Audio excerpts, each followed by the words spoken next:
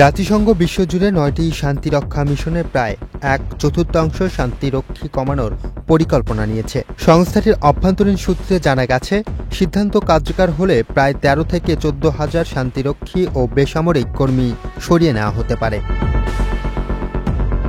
জাতিসংঘ বলছে, মূল কারণ তহবিল সংকট। যুক্তরাষ্ট্র সংস্থাটির সবচেয়ে বড় অর্থদাতা হলেও বর্তমানে তাদের বকেয়া $2 বিলিয়ন বেশি। প্রেসিডেন্ট ডোনাল্ড ট্রাম্প ২০২৪ ও ২০২৫ সালের জন্য নির্ধারিত $800 বিলিয়ন তহবিল বাতিল করেছেন। ২০২৬ সালের বাজেটেও অর্থ কাটা হতে পারে বলেও ইঙ্গিত দিয়েছে হোয়াইট হাউস। এই ছাঁটাইয়ের ফলে দক্ষিণ সুদান, কঙ্গো ও লেবানন সহ একাধিক গুরুত্বপূর্ণ মিশনে বড় প্রভাব পড়বে। জাতিসংঘের মহাসচিব অ্যান্তোনিও গুতেরেস খরচ কমানো ও কার্যকারিতা বাড়ানোর উদ্যোগ নিচ্ছেন। তবে সবচেয়ে বেশি ক্ষতিগ্রস্ত হতে পারে বাংলাদেশ সহ শান্তিরক্ষী সরবরাহকারী শীর্ষ দেশগুলো।